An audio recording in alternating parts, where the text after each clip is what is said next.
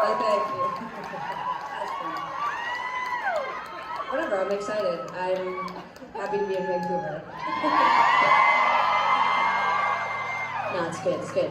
It's loud. I don't know what to tell you. I know, it's fine, don't worry, it's okay. People like it, people like to see your imperfections. I don't know, that doesn't feel like a compliment. It's just, it's human, you know? It's like, it's why Superman has to be Clark Kent, you know? It's oh boy, you know?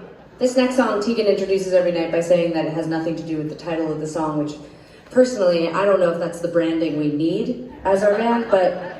Oh, well, why don't you introduce it as if it's your song? Okay. What would you say? Well, let me just tell you that when I first heard the song, I thought that it was really funny because the song talked about smoking weed, and I was like, well, we don't really smoke weed that much, but like, let's lean into it, you know? Which isn't to say that we haven't smoked weed, it's just that like we grew out of it, you know? Which is that's not like a drag on any of you if you're like into it. It just wasn't for me, you know? Like, I'm really into... Well, it wasn't for her now, but like for like 3 years straight, she smoked it all through high school, every single day, like 1,000 times a day. It's sweet that Tegan makes it seem like that was recent. That was 25 years ago. But, yeah, I did a lot of things when I was 15, all the time. I don't do those things anymore. But I did go through a brief stage when I moved to Los Angeles where I started taking edibles a lot. And one time I love a Vancouver audience when someone says edibles, they're like, okay, sure. Mm-hmm.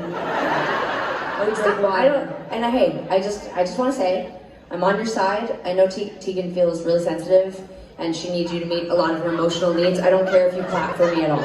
It makes no difference.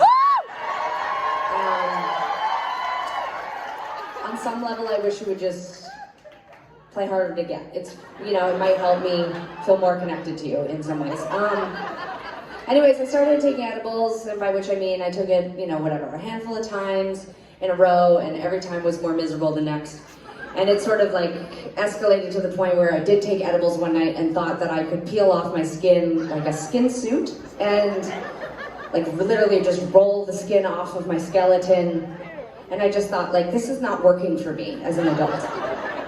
I already have emotional issues that I don't need a small gummy bear smiling at me in a sort of maniacal, sort of smug way. I could just drink a glass of wine, you know? Anyways, but this song has nothing to do with edibles or weed. So I kind of like, every night I listen to Tegan introduce the song and I'm like, what the fuck is the song about? You know, like, if it was my song and I was introducing it, what would I say? And I think of this song as this kind of like the internal argument that happens between every duo, you know, marriage, partnership, whatever the partnership is. And I think it's kind of like that quintessential, that tension, that conflict that you have. It's you and a gummy bear, it's you and your twin sister, I don't know, but that's how I would introduce the song. And I don't know what weed has to do with it, except to say that it always works to tell a story about someone tripping out on an edible. Everybody loves that. It's sort of like someone who poops themselves at a wedding. Like, everybody loves that. You know, like there's just certain trigger points in a. Is like, that a common story? Yeah. I don't know anyone who's pooped themselves at a wedding. Well, I guess I know weird people. This song is for Sara's friends.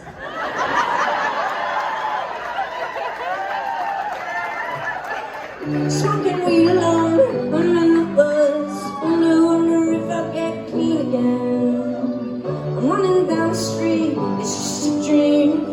Think I need to wake up again. The light in my eyes needs stop. And the stars in the sky, they look so dull.